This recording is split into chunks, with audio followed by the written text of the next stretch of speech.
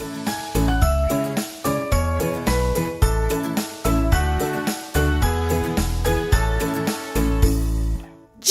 to the world, the Lord is come. Let earth receive her King.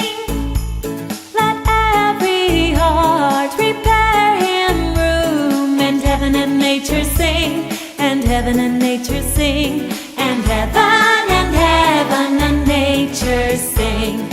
Joy to the earth, the Savior reigns. Let men their songs employ. While fields and floods, rocks, hills and plains repeat the sounding joy, repeat the sounding joy, repeat the sounding joy.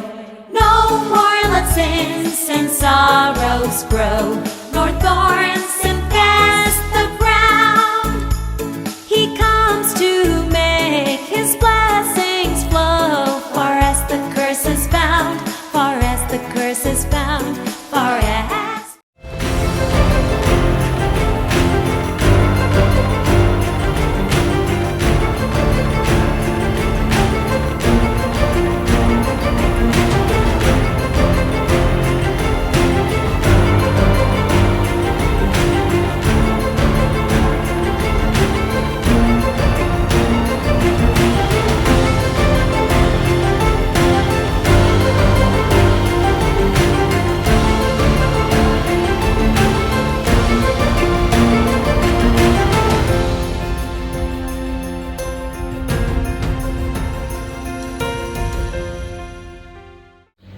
Shalom saudara, selamat pagi. Selamat datang di Rock Family Church Malaysia.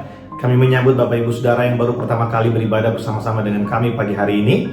Dan tidak terasa saudara, kita ada di minggu yang ketiga di bulan Desember. Luar biasa penyertaan Tuhan bagi setiap kita, setiap keluarga, dan setiap pribadi kita.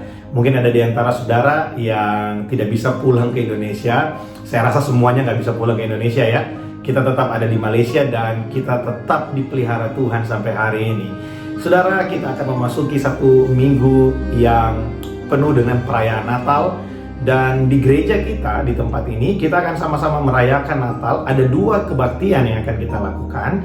Yang pertama pada tanggal 24 Desember, kita akan sama-sama merayakan malam Natal melalui aplikasi Zoom. Saudara bisa menghubungi nomor yang ada di layar saudara saat ini. Dan jangan lupa saudara, mempersiapkan lilin di rumah masing-masing, karena kita akan sama-sama menyalakan lilin setelah firman Tuhan disampaikan pada malam Natal nanti. Ibadah malam Natal akan dimulai pada pukul 7 melalui aplikasi Zoom. Kemudian pada tanggal 25 di hari Natal, kita akan sama-sama beribadah melalui YouTube channel Rock Family Church Malaysia. Saudara bisa mengikuti kebaktian dari rumah saudara masing-masing bersama-sama dengan keluarga dan orang-orang yang saudara kasihi. Dan saudara, mari kita sama-sama bersyukur untuk kebaikan Tuhan, karena Natal adalah bukti dari kasih Tuhan buat setiap kita. Dia datang ke dalam dunia ini, dimulai dari sebuah palungan dan diakhiri dengan salib. Karena karya salib Kristus terus terjadi dalam kehidupan kita saudara sampai hari ini. Pagi hari ini kita juga akan bersekutu dengan tubuh dan darah Yesus setelah firman Tuhan, dan saudara bisa mempersiapkan roti dan anggur di rumah saudara masing-masing. Mari pagi hari ini sebelum kita beribadah, sama-sama kita datang berdoa di hadapan Tuhan.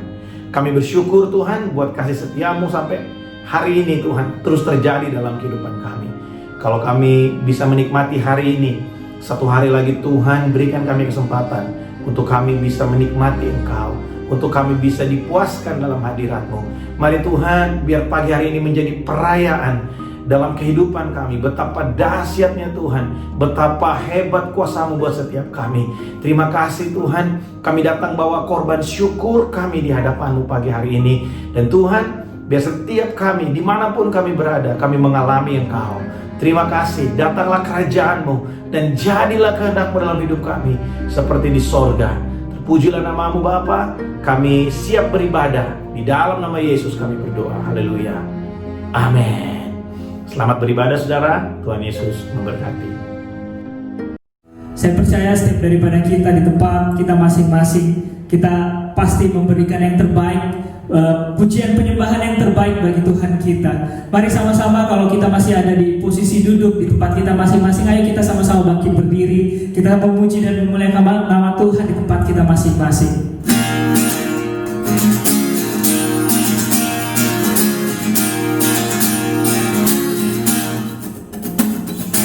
Masuk depannya bersyukur dengan penuh pujian, bersuka di hadiratnya, nyanyi besarkan agung namanya, pujian ikhlasan karena musik dan tarian.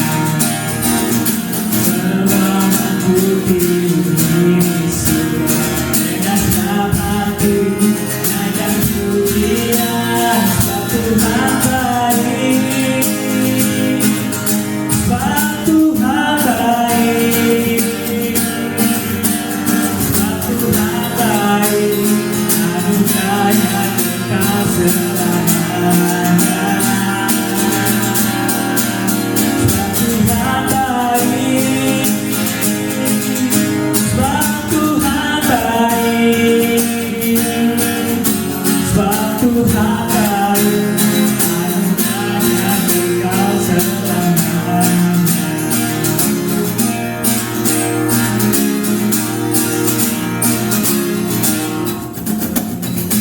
Masuk gerbangnya bersyukur dengan penuh pujian, bersuka di hadiratnya, nyanyi besarkan agung namanya, pujian ikhlasan karena musik dan tarian. Sebab putih bumi sudah dengan senang hati naikkan pujian sebab Tuhan baik, sebab Tuhan baik, sebab Tuhan baik, anugerahnya kekal selamanya. Sebab Tuhan baik, sebab Tuhan baik, sebab Tuhan baik,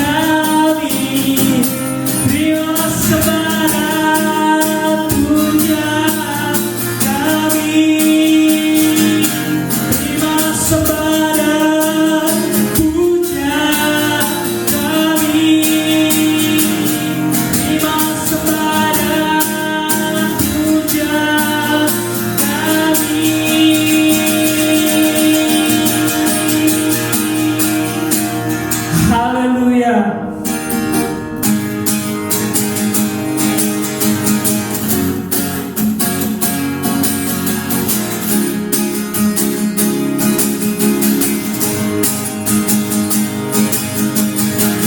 Telah lahir bagi umat manusia, terang dunia, kalahkan dosa.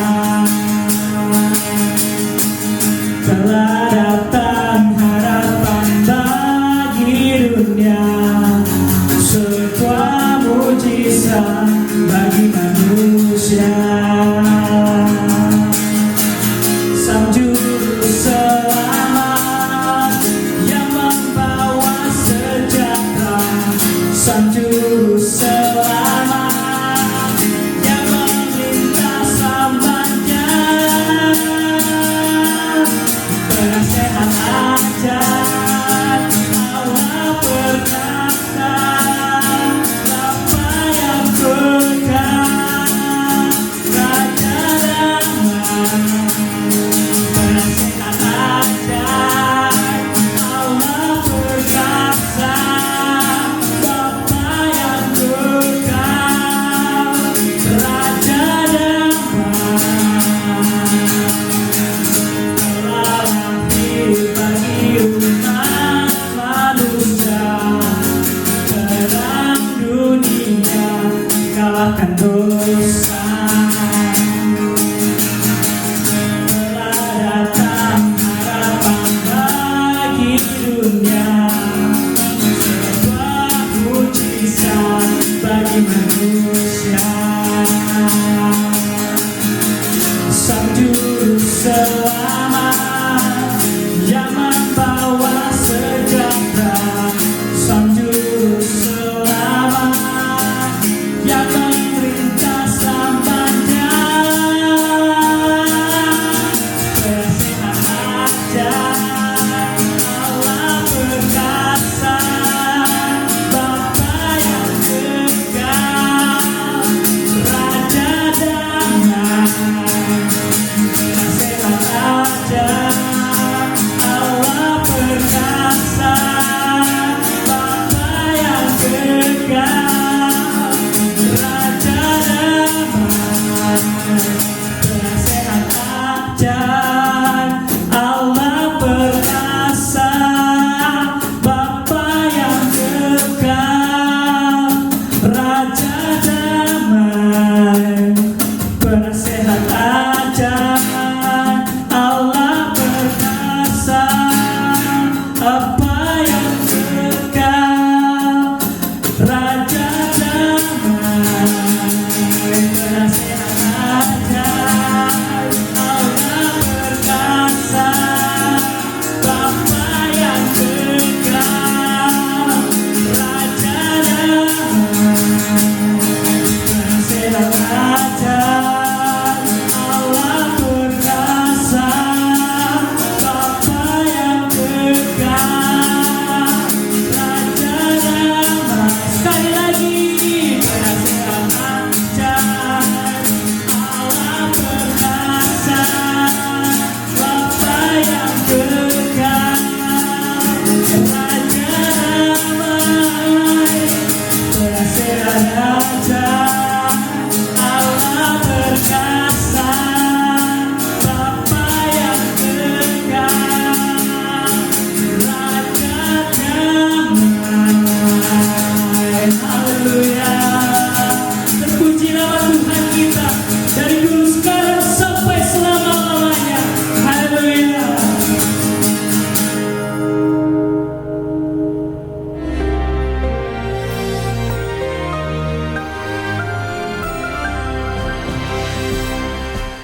Shalom seluruh warga kerajaan dan siapapun yang mendengarkan yaitu siaran ataupun tayangan ini.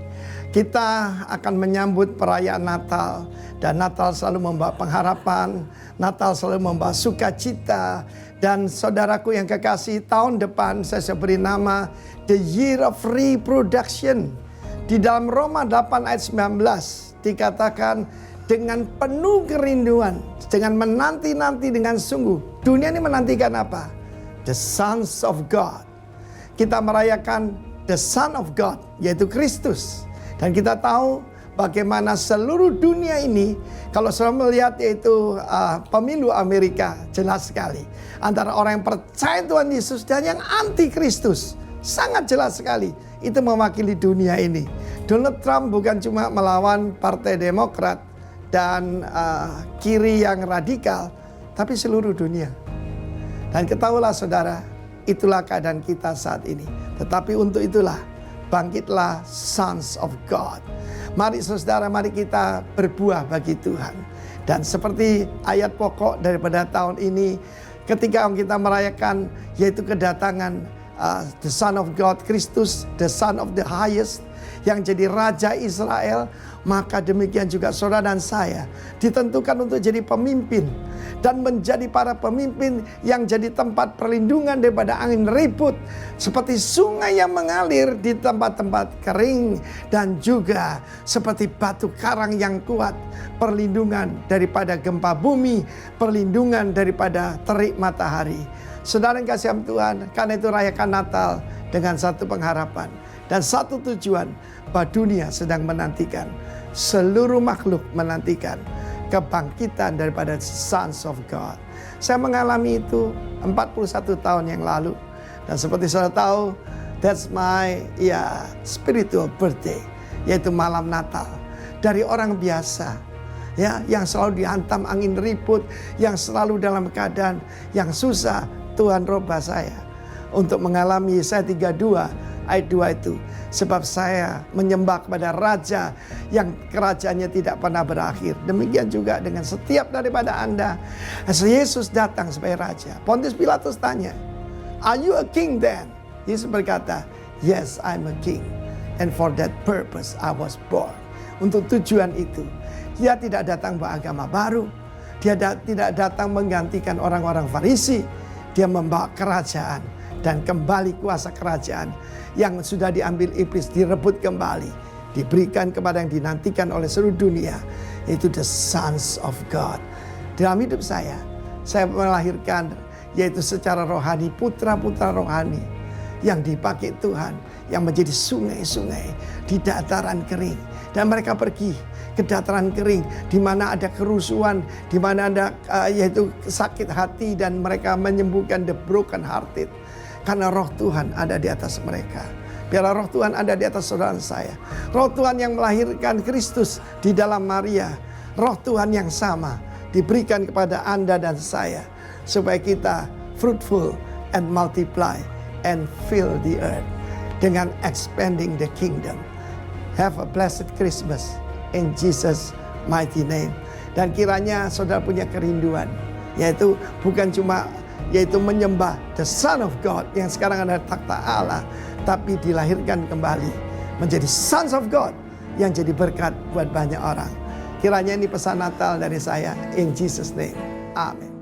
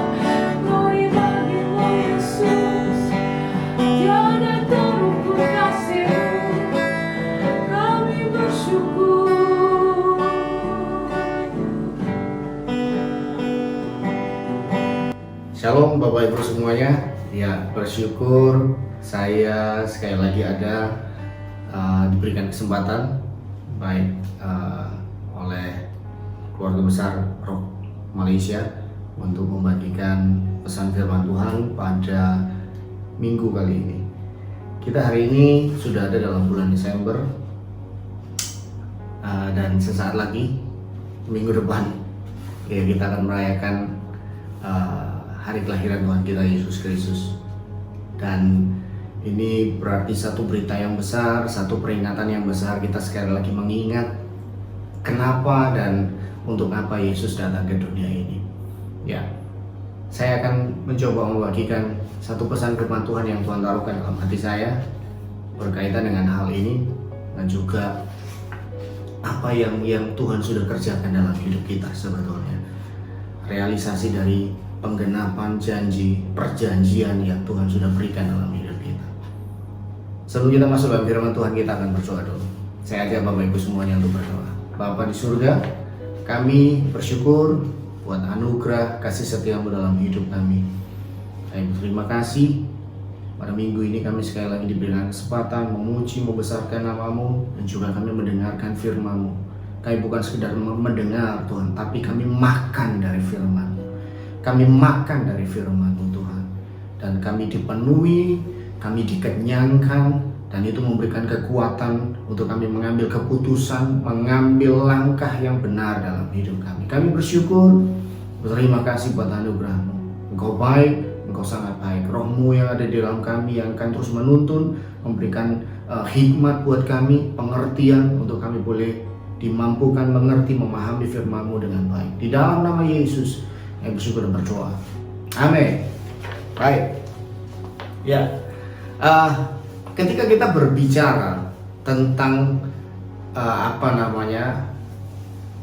dalam hubungan kita, dalam konteks hubungan kita dengan Tuhan, ya, kita bisa membayangkan atau Alkitab juga menjelaskan kepada kita bahwa kita dapat memandang Tuhan sebagai Bapa, sebagai gembala kita, sebagai sahabat kita, ya. Allah kita juga sebagai teman kita. Allah kita itu sebagai Tuhan, dan kita adalah hamba-hambanya, ya, dan banyak lagi yang lain, ya. Tetapi ketika kita berbicara tentang covenant dengan Tuhan, dalam konteks perjanjian dengan Tuhan, sebetulnya kita sedang berbicara atau memandang Tuhan, kedudukan Tuhan dalam konteks perjanjian Allah dengan kita sebagai manusia. Allah adalah sebagai partner bersama dengan kita sebetulnya. Ya, kita berpartnership dengan Tuhan dalam konteks covenant dengan Tuhan, itu dalam konteks perjanjian. Nah, coba perhatikan Kejadian pasal yang pertama ayat yang ke-26 dan 28. Kejadian pasal yang pertama ayat 26 dan 28. Ayat ini berkata demikian, berfirmanlah Allah, baiklah kita menjadikan manusia menurut gambar dan rupa kita, supaya mereka berkuasa atas ikan-ikan di laut, dan burung-burung di udara, dan atas ternak, dan atas seluruh bumi, dan atas segala binatang melata yang merayap di bumi. Maka Allah menciptakan manusia itu menurut gambarnya, menurut gambar Allah diciptakannya dia, laki-laki dan perempuan diciptakannya mereka. Allah memberkati mereka, lalu Allah berfirman kepada mereka, demikian, beranak cuculah dan bertambah banyak, penuhilah bumi dan taklukkanlah itu, berkuasalah atas ikan-ikan di laut dan burung-burung di udara, dan atas segala binatang yang merayap di bumi. Nah, perhatikan, hari ini saya akan berbicara tentang Immanuel. Saya akan berbicara tentang Immanuel sebagai representasi, sebagai realisasi perjanjian yang Tuhan sudah lakukan dengan kita sebagai umat Allah, sebagai orang-orang pilihan Allah. Sekali lagi, dalam konteks perjanjian ini, dalam konteks covenant, Allah punya kedudukan sebagai partner dengan kita. Kita sedang berpartnership. Dari Kejadian 1 ayat 26 sampai 28 kita mendapatkan gambaran begini. Allah menciptakan manusia, menciptakan Adam dan Hawa, dan kemudian memberi otoritas tertentu kepada mereka. Di sini kita lihat bahwa Allah sebagai leader, sebagai penguasa, sedang melakukan sharing power dengan manusia, dengan Adam dan Hawa. Menjadikan Adam dan Hawa sebagai co-leader, sebagai partner dalam leadership.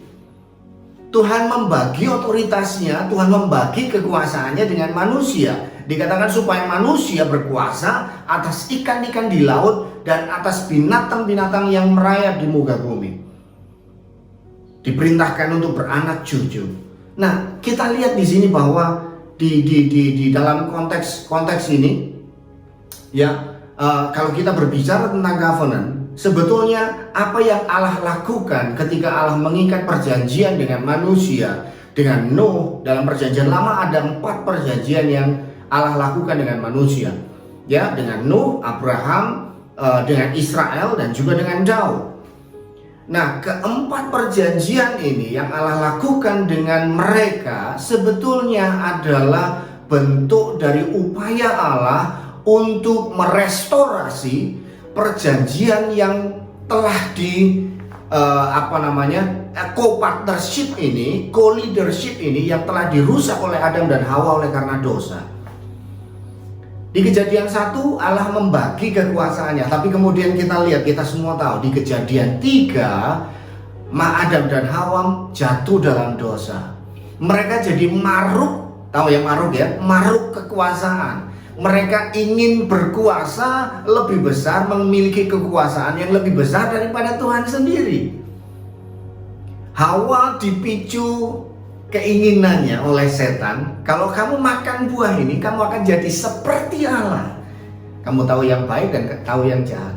Kamu gak perlu Allah lagi. Kamu gak perlu tanya sama Tuhan, Tuhan, ini aku harus bagaimana? Tanaman ini boleh dimakan atau tidak? Buah ini boleh dimakan atau tidak? Kamu gak perlu tanya itu lagi. Tapi iblis bilang, kalau kamu makan buah ini, kamu akan jadi seperti Allah. Dan Hawa tergoda. Dia tergoda untuk memiliki kekuasaan yang sama, bahkan lebih dari Allah sendiri. Dia tergoda untuk memiliki kedudukan yang sama, bahkan lebih daripada Allah sendiri. Dia tergoda untuk untuk melepaskan diri dari ikatan yang memang seharusnya dimiliki dengan Allah. Manusia tidak bisa terlepas dari Allah sejatinya. Manusia tidak bisa terlepas dari Allah. Sebagaimana ikan tidak bisa lepas hidup di luar habitatnya, ikan tidak bisa hidup di luar air, demikian juga manusia sejatinya tidak bisa lepas dari Allah sendiri. Karena habitat manusia sebetulnya Allah saja. Manusia bisa hidup karena Allah. Manusia bisa hidup dari Allah. Itu sebabnya Yesus berkata, manusia tidak hidup dari roti saja, tapi dari setiap perkataan yang keluar dari mulut Allah. Manusia nggak bisa hidup dari Allah, keluar dari Allah maksudnya. Yesus juga berkata di dalam Yohanes 15 ayat 5 berkata, di luar aku kamu tidak bisa berbuat apa-apa.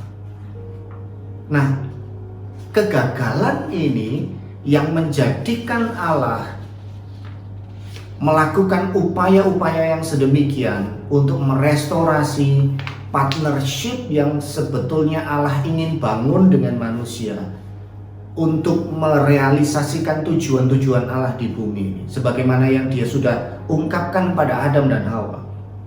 Tapi Adam dan Hawa gagal. Dan kemudian dalam proses selanjutnya, dalam fase selanjutnya, Allah mencari dan Allah memilih orang-orang tertentu. Nuh yang pertama, kita bisa lihat ceritanya di dalam Kejadian pasal 9 ayat 18 ayat 8 sampai 17. Melalui kisah-kisah ini kita semua tahu Allah memilih dan Allah menetapkan perjanjian dengan mereka. Orang pertama Allah memilih Nuh. Ya, Allah memilih Nuh dan mengikat perjanjian dengan dia. Lalu di Kejadian 12 ayat 1 sampai 3, Allah memilih Abraham dan mengikat perjanjian dengan Abraham. Abrahamic Covenant biasa disebut dengan Abrahamic Covenant, Noahic Covenant. Allah kemudian menjumpai Israel Di dalam Ulangan pasal yang ke-29 dan 30 kita melihat itu. Musa sebagai perantara antara Allah dengan Israel menyatakan bahwa mari ikat perjanjian dengan Allah. Hari ini Allah ingin mengikat perjanjian dengan kalian sebagai umatnya. Dan kemudian perjanjian yang berikutnya Allah ikat dengan Daud. Di dalam 2 Samuel pasal yang ke-7 ayat 1 sampai 16. Di situ dinyatakan bagaimana Tuhan berjanji bahwa keturunan dari Daud sendiri yang akan melanjutkan tahta kerajaan Daud sampai selama-lamanya. Ya, dan ini juga merupakan satu perkataan nubuat akan kedatangan Kristus di dunia. Ya. Tapi perhatikan di sini bahwa setiap covenant itu, perhatikan di sini, yang unik dari setiap covenant ini bahwa Allah memilih mereka bukan atas dasar kesempurnaan. Ya, kita semua tahu Nuh orang yang punya iman yang luar biasa. Tetapi dia punya satu kelemahan. Satu kali dia mabuk. Abraham juga sama. Satu kali dia dalam tanda kutip menjual istrinya demi keamanan pribadi. Dia takut kalau nanti dia diapa-apakan atau mungkin dibunuh karena Sarah istrinya yang cantik itu. Sehingga dia meminta Sarah untuk berbohong. Kalau kamu nanti ditanya, kamu ini apanya Abraham? Bilang aja kamu adikku. Bayangkan, Abraham berbohong. Orang bapak dari orang beriman. Daud juga sama. Daud berzina dengan Betseba. Bahkan bukan hanya berzina, melakukan rekayasa sedemikian rupa supaya Uria, suami dari Betseba, terbunuh di medan perang. Perhatikan di sini bahwa dalam covenant ini pun Allah memilih orang-orang ini bukan atas dasar kesempurnaan mereka, tetapi didasarkan pada kehendak dan kasih karunia Allah semata-mata. Dari sini kita ambil pelajaran sederhana bahwa jangan melihat pada diri Anda sendiri. Jangan melihat kesempurnaan Anda, menuntut kesempurnaan diri kita. Karena Allah tidak pernah menuntut Anda untuk sempurna.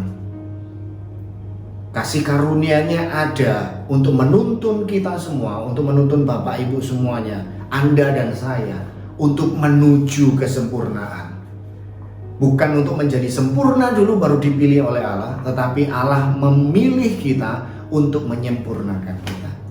Amin. Itu yang luar biasa. Nah, berikutnya kalau yang kita tahu sekali lagi, Allah mengikat perjanjian dengan Israel dan jelas sekali Israel gagal dalam menjaga, memelihara dan juga menepati setiap perjanjian yang sudah Israel buat dengan Allah. Di sepanjang kisah Alkitab kita semua tahu, Israel berulang kali jatuh, Israel jatuh bangun, membelakangi Allah, memberontak kepada Allah, bahkan sampai berulang kali mereka harus mengalami pembuangan. Yang terakhir mereka mengalami pembuangan ke Babel.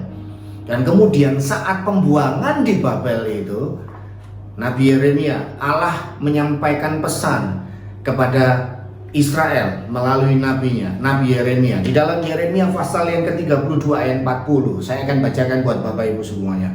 Di dalam Yeremia pasal 32 ayat 40 berkata demikian.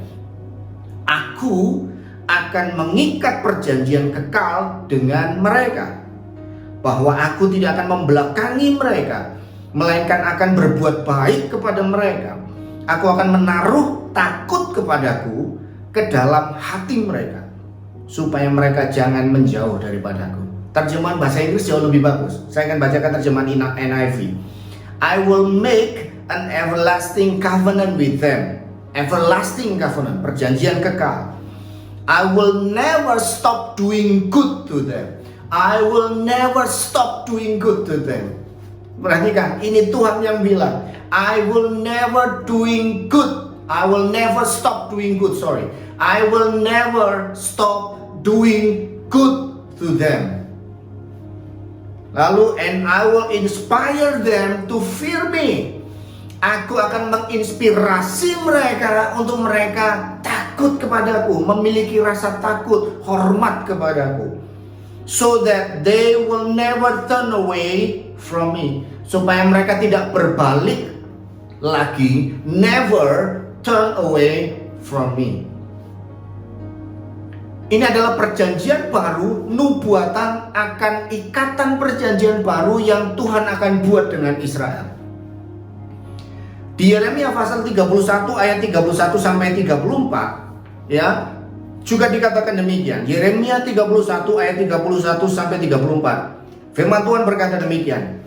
Ini Yeremia berkata, suara Tuhan berkata, sesungguhnya akan datang waktunya, demikianlah firman Tuhan, aku akan mengadakan perjanjian baru dengan kaum Israel dan kaum Yehuda, bukan seperti perjanjian yang telah kuadakan dengan nenek moyang mereka, bukan seperti perjanjian yang sebelumnya.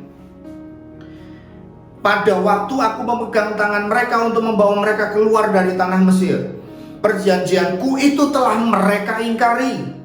Meskipun aku menjadi Tuhan yang berkuasa atas mereka, demikianlah firman Tuhan. Tetapi beginilah perjanjian yang kuadakan dengan kaum Israel sesudah waktu itu. Ini perjanjian yang baru itu. Demikianlah firman Tuhan. Aku akan menaruh Tauratku dalam batin mereka dan menuliskannya dalam hati mereka. Maka aku akan menjadi Allah mereka dan mereka akan menjadi umatku. Dan tidak usah lagi orang mengajar sesamanya atau mengajar saudaranya dengan mengatakan, kenallah Tuhan. Sebab mereka semua besar kecil akan mengenal aku. Demikianlah firman Tuhan. Sebab aku akan mengampuni kesalahan mereka dan tidak lagi mengingat dosa mereka. Wow, luar biasa ini. Allah berkata, Tuhan berkata begini, aku akan mengadakan perjanjian yang baru, perjanjian yang bukan seperti yang pernah aku buat dengan nenek moyang mereka. Jadi ini perjanjian yang sama sekali baru, perjanjian yang sama sekali berbeda, perjanjian yang tidak seperti perjanjian-perjanjian yang sebelumnya. Allah akan mengikat perjanjian dengan mereka, perjanjian yang baru ini. Dan kita semua tahu, ini perjanjian baru ini merujuk kepada siapa? Merujuk pada perjanjian yang mana? Kita semua tahu bahwa nubuatan ini, perkataan firman Tuhan ini merujuk kepada Yesus Kristus sebagai penggenapan, sebagai pribadi yang menggenapi perjanjian baru itu sendiri. Ini merujuk pada kedatangan Yesus Kristus sebagai Mesias, sebagai anak Allah yang mati, lahir dan mati di atas kayu salib sebagai bagian dari penebusan dosa, sebagai meterai dari perjanjian baru itu. Ya, Yesus Kristus anak Abraham, keturunan Abraham. Dia anak Daud. Dia adalah keturunan Israel yang taat. Dan oleh sebab itu, perjanjian yang baru itu layak, sah. Karena Kristus sendiri, Yesus Kristus adalah keturunan Israel, keturunan Abraham. Dia adalah anak Daud. Ya, kedatangan Kristus dia ke dunia itu merupakan realisasi dari pengikatan perjanjian yang baru dengan umat Allah, dengan orang-orang pilihannya. Perhatikan Lukas 22 ayat 20. Saya akan bacakan buat Bapak Ibu semuanya. Lukas 22 ayat 20 berkata demikian. Demikian juga dibuatnya dengan cawan sesudah makan. Ia berkata, cawan ini adalah perjanjian baru oleh darahku yang ditumpahkan bagi kamu. Kematian Yesus di atas kayu salib menjadi pertanda, menjadi meterai, menjadi seal dari perjanjian baru yang Tuhan buat dengan umatnya. Sesaat lagi kita akan juga mengikuti prosesi perjamuan kudus. Prosesi perjamuan kudus bukan sekedar kita makan, mengambil bagian dalam tubuh Kristus, tapi kita mengingat lagi apa yang Tuhan sudah janjikan, ikatan perjanjian yang Allah sudah buat dengan kita semua sebagai anak-anaknya, sebagai umatnya, sebagai orang-orang pilihan Allah. Kita sedang mengingat lagi ikatan perjanjian ini. Tuhan, ketika kita mengangkat cawan, ketika kita mengangkat roti, kita sedang mengingat, Tuhan, aku tahu aku ada dalam ikatan perjanjian dengan Tuhan, dan Tuhan punya janji Tuhan berjanji yang di mana Tuhan akan menggenapinya.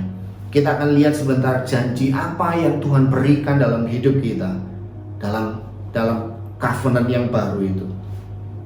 Nah, sesuai tradisi, memang tradisi Ibrani, ya, kalau kita baca di dalam Ibrani 9 ayat 18 sampai 22, darah itu merupakan meterai atau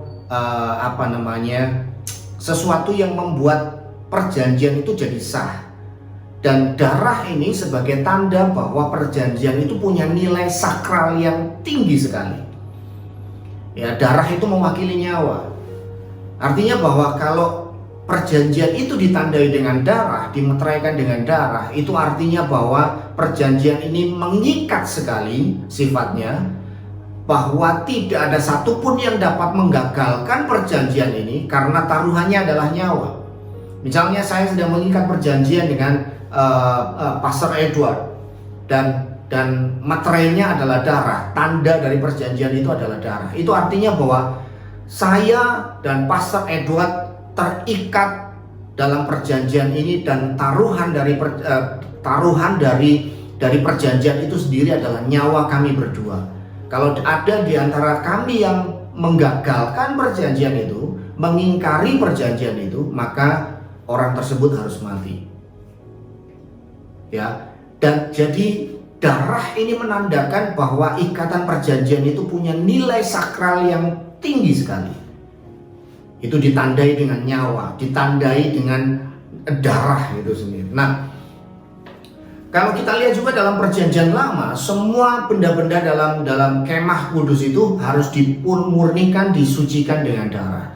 Darah ini menjadi satu simbol, menjadi satu tanda bahwa segala sesuatu yang ditandai dengan darah ini punya nilai yang tinggi sekali. Nah, demikian juga dengan perjanjian Allah dengan manusia, dengan umatnya ini ditandai, dimeteraikan dengan darah Kristus.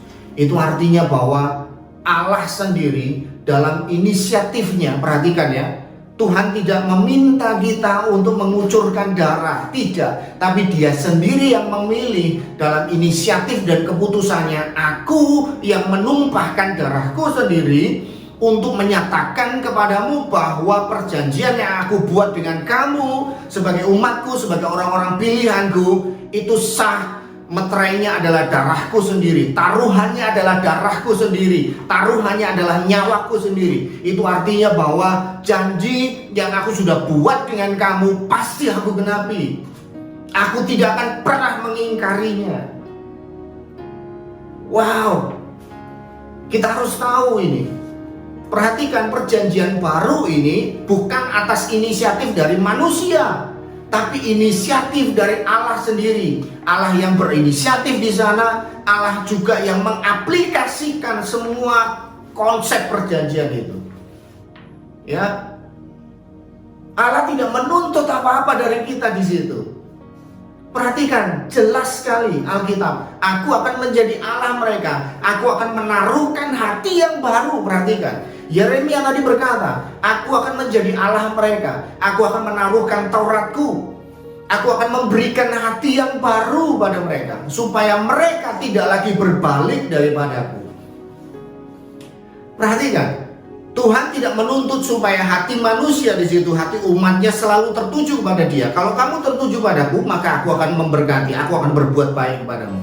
Tidak, tapi di situ jelas sekali dikatakan, aku akan memberikan hati yang baru. Jadi artinya bahwa Allah sendiri yang mengaplikasikan, menjadi aplikator, menjadi pelaksana dari perjanjian baru itu. Dan yang kita lakukan hanya apa? Kita menerima dan menikmati, kita hidup di dalam jaminan perjanjian baru itu.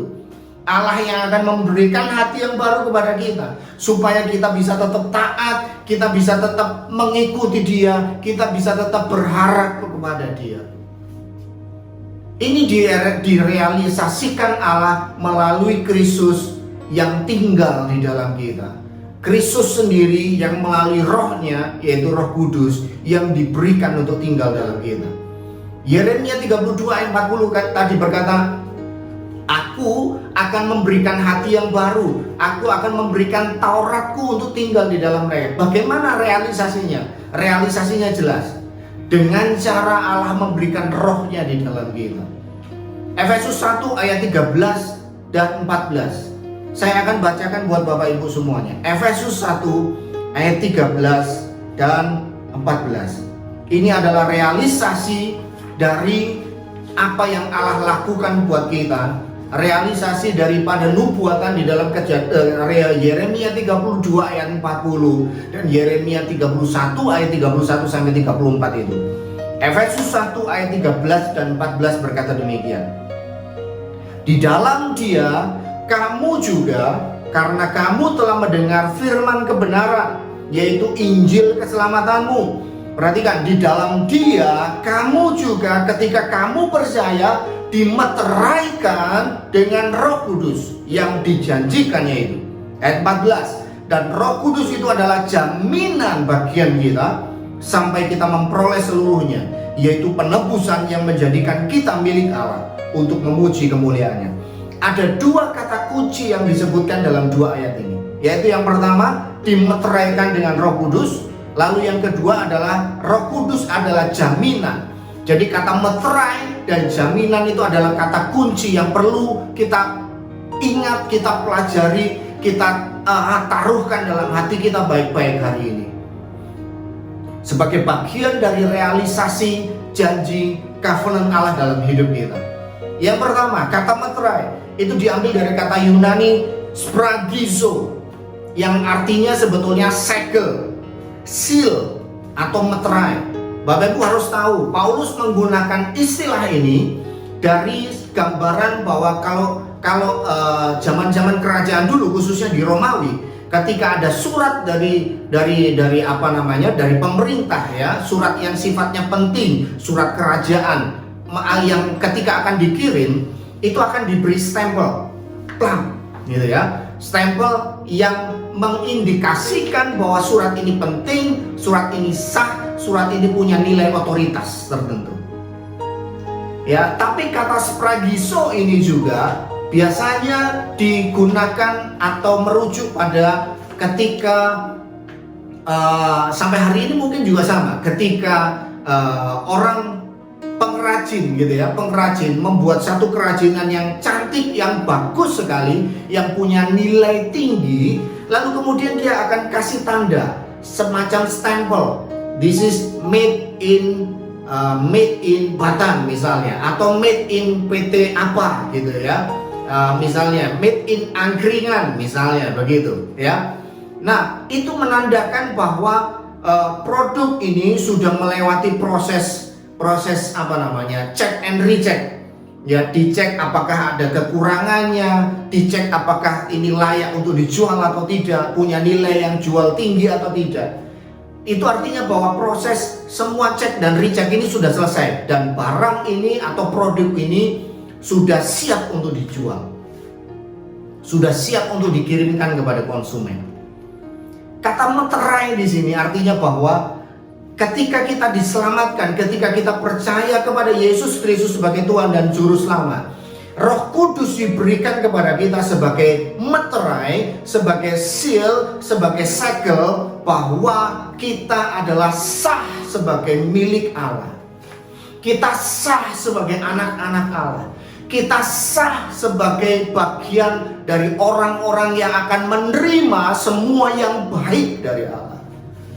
Yeremia 32 ayat 40 tadi berkata, I will never stop doing good to them.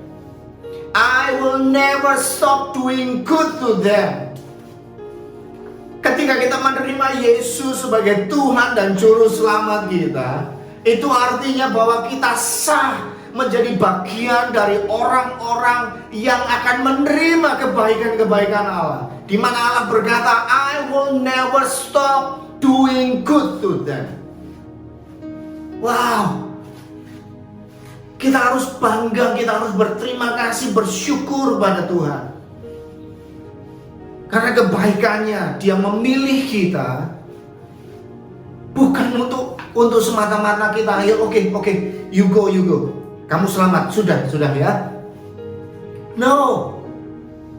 Tuhan berjanji kepada kita, you are mine. Engkau adalah milikku. Novelty, kamu adalah milikku.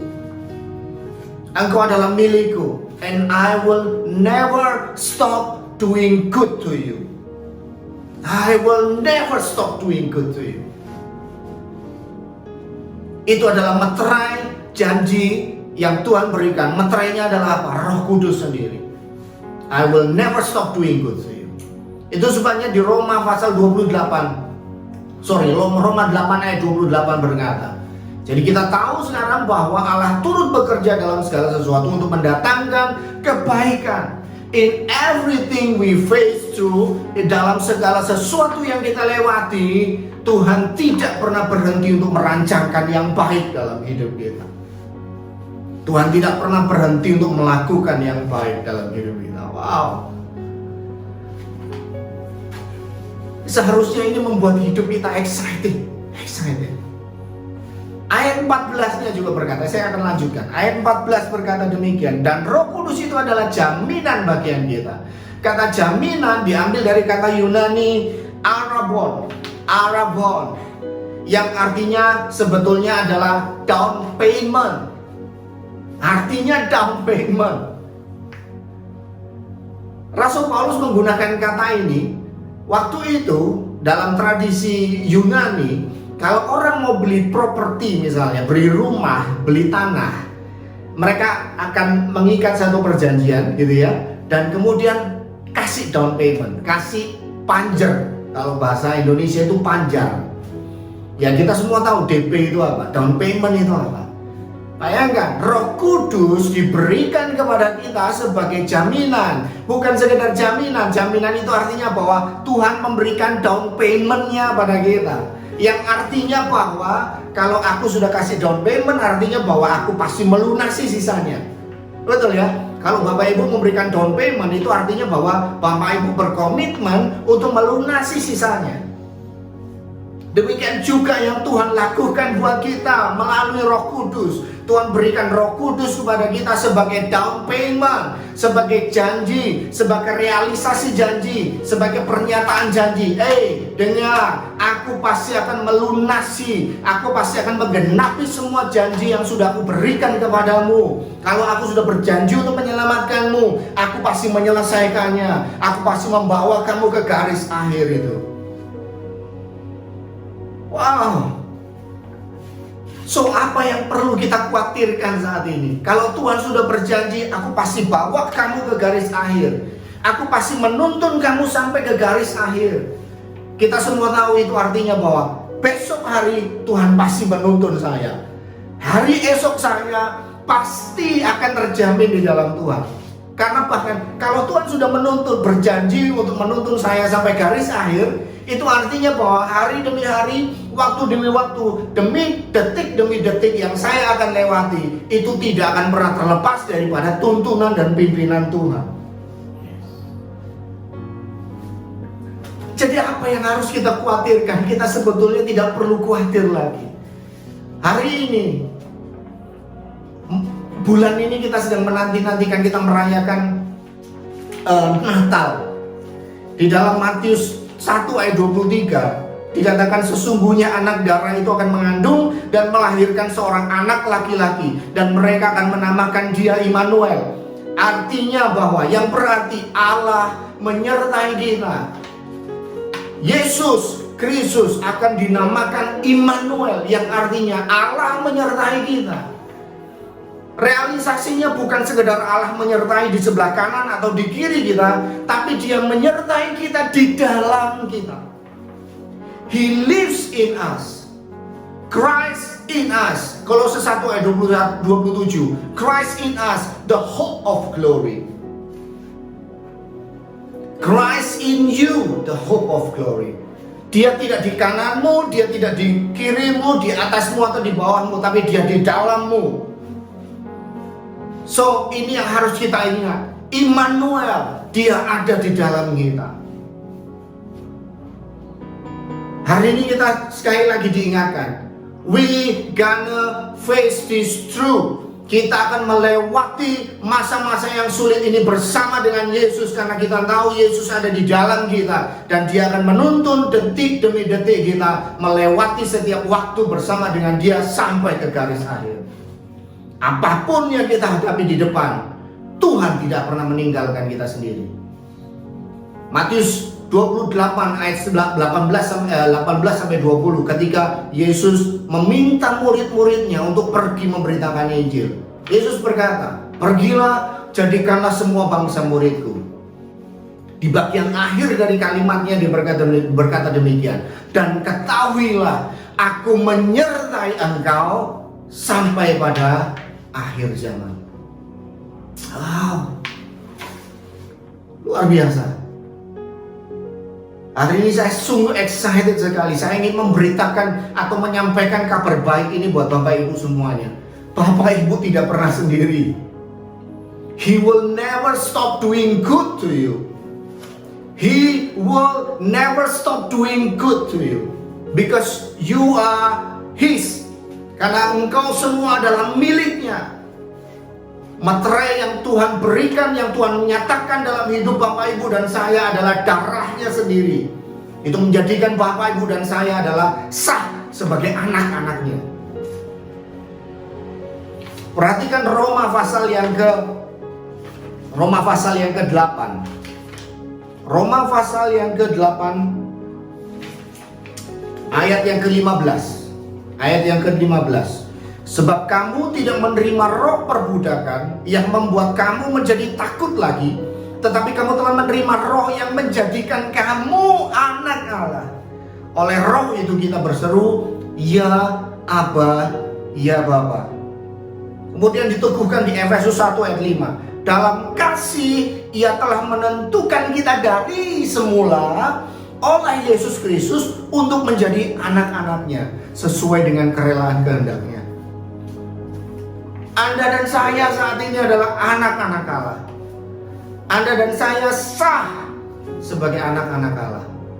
Dan itu yang menjadikan Allah punya alasan yang kuat untuk tidak pernah berhenti berbuat yang baik dalam hidup kita. Wow.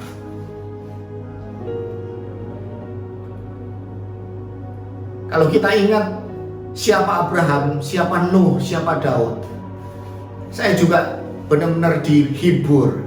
Artinya bahwa sebagai anak-anak Allah, ya, Allah tidak pernah menuntut kita untuk menjadi sempurna. Ya, sebagaimana Nuh, Abraham, dan Daud punya kelemahan, punya kegagalan, punya sisi hitam dalam hidup mereka. Tapi sepertinya Tuhan memandang itu sebagai bagian dari kelemahan seorang manusia. Itu yang kita tahu, itu yang kita harus tahu. Itu sebuah penghiburan buat kita, buat saya juga. Ya, sebagai orang tua saya mengerti. Sometimes saya harus marah pada anak saya karena kesalahan yang dia buat. Tapi di saat yang sama, sesudah saya marah, saya juga harus kadang-kadang, bahkan sering kali saya juga harus minta maaf pada dia, karena mungkin cara marah saya kelewatan dan saya tidak ingin anak saya jadi kepahitan pada saya. Jadi dia yang salah, kita juga yang harus minta maaf, kan? Firman Tuhan berkata, jangan bangkitkan amarah pada anak-anakmu. Betul ya? Saya yang kesel, saya yang jengkel karena kesalahan dia, tapi saya juga yang harus minta maaf ke dia.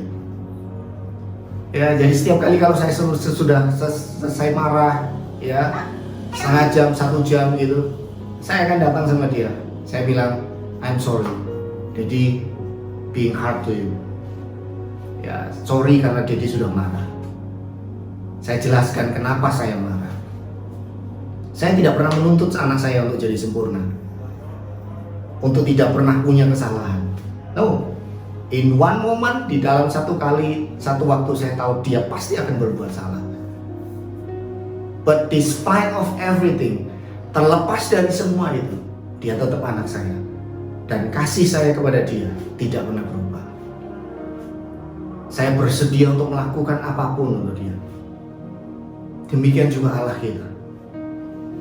Allah tidak menuntut kita untuk menjadi sempurna, tetapi Allah menuntun kita menuju kesempurnaan. Itu yang Dia lakukan buat kita. Kasih-Nya tidak pernah berubah. Kalau Anda saat ini jauh dari Tuhan, mungkin Anda merasa sudah melakukan kesalahan, stop blaming yourself. Bangkit lagi, datang pada Tuhan, pandang Tuhan sekali lagi. Dia adalah Bapamu. Dia adalah Bapamu. Datang pada Dia dan terima kasih-Nya sekali lagi. Dan yang terpenting dari semuanya itu, Dia tidak pernah meninggalkan kita semua, terlepas dari apapun yang kita hadapi saat ini. Dia adalah Immanuel. Realisasi dari janji Immanuel itu dinyatakan melalui Roh Kudus yang diberikan Allah untuk tinggal di dalam kita. Dia adalah meterai. Dia adalah down payment yang Tuhan berikan buat kita. Kata down payment itu juga bisa diartikan sebagai guide. Ya, kalau misalnya Anda berkunjung ke satu tempat, satu daerah yang belum Anda tahu, biasanya cara tergampang, cara termudah untuk bisa jalan-jalan di area itu dengan baik adalah menyewa jasa guide atau tour guide. Ya. Jadi Roh Kudus itu seumpama sebagai tour guide untuk kita. Dia akan menuntun kita kemana kita harus melangkah, keputusan apa yang harus kita ambil hari demi hari, sampai kita menuju garis akhir yang Tuhan sudah tentukan buat kita semua. Saya harap pesan ini bisa menguatkan kita. Janji covenant yang Tuhan berikan dalam hidup kita, janji covenant yang Tuhan ikat dengan kita, Tuhan realisasikan dengan kedatangan Kristus di dunia, mati di atas kayu salib, mencurahkan darahnya, darah perjanjian itu, meterai darah perjanjian itu, dan juga direalisasikan dengan memberikan Roh-Nya untuk tinggal di dalam kita.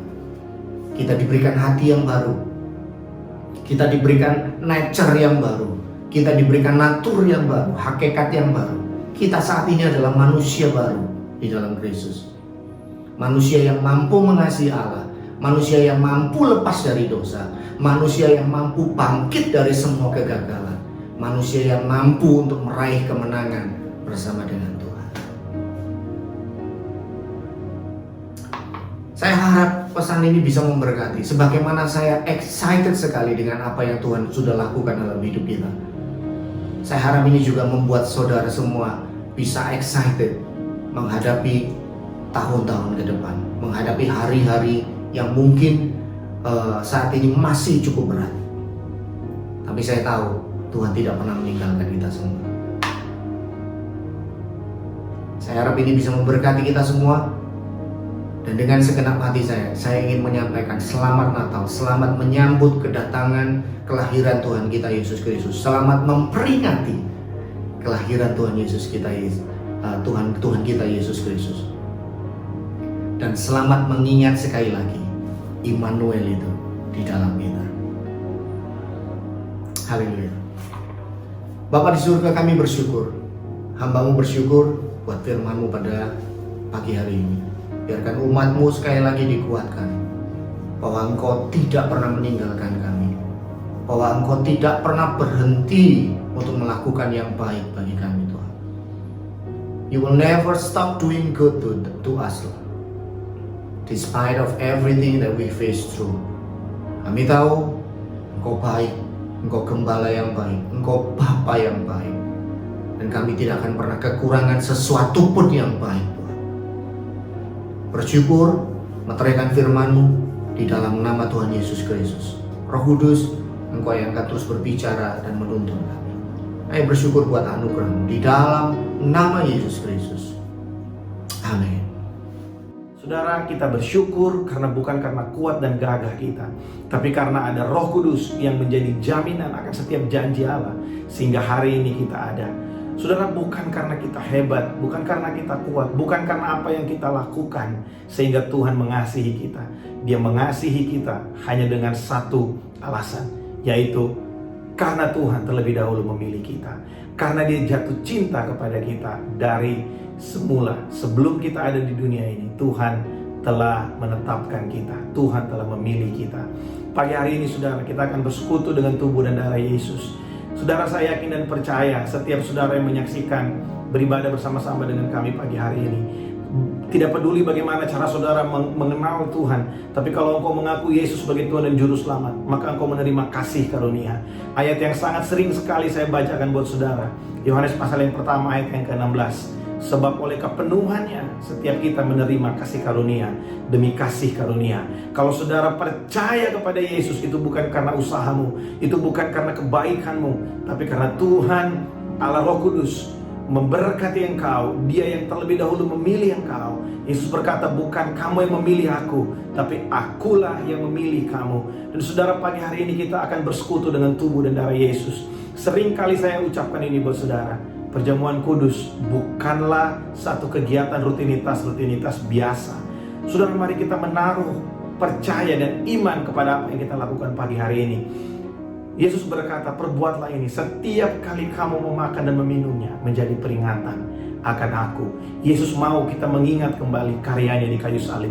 Yesus mau melalui apa yang kita lakukan pagi hari ini, kita mengingat kembali perjanjian yang dimeteraikan oleh darahnya, perjanjian yang dimeteraikan oleh darah anak domba Allah bagi setiap kita. Seperti yang sepanjang minggu ini kita belajar saudara, bahwa Tuhan setia dalam perkataannya. Dia tidak pernah berdusta, dan Tuhan berkuasa melaksanakan setiap firman-Nya dalam kehidupan kita. Mari kita angkat roti di tangan kanan kita melebihi kepala pagi hari ini. Terima kasih Tuhan buat tubuh-Mu yang dipecah-pecahkan bagi kami. Terima kasih Tuhan karena Engkau begitu mengasihi kami. Terima kasih Tuhan, terima kasih Tuhan. Bukan karena kuat dan gagah kami, tapi karena Roh-Mu yang tinggal dan berkarya dalam kehidupan kami Tuhan. Oh, terima kasih Tuhan, terima kasih. Demikianlah firman Tuhan. Sebab Yesus pada malam sebelum Ia diserahkan, mengambil roti, mengecap syukur atasnya, memecah-mecahkannya dan berkata, inilah tubuhku yang dipecahkan bagi kamu. Perbuatlah ini setiap kali kamu memakannya menjadi peringatan akan aku. Saudara yang terkasih, inilah tubuh Kristus yang dipecah-pecahkan bagi setiap kita. Mari kita makan dalam nama Yesus.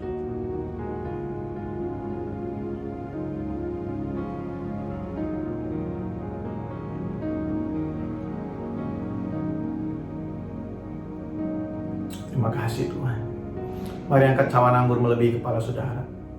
Haleluya. Terima kasih Tuhan buat cawan perjanjian ini. Terima kasih buat darah-Mu yang memeteraikan kami Tuhan. Terima kasih.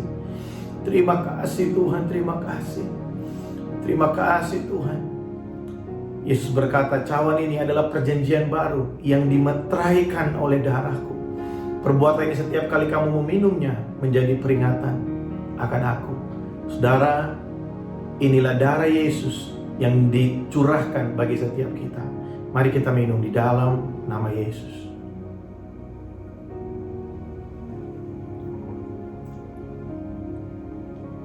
Mari kita bersyukur pagi hari ini. Terima kasih Tuhan, terima kasih.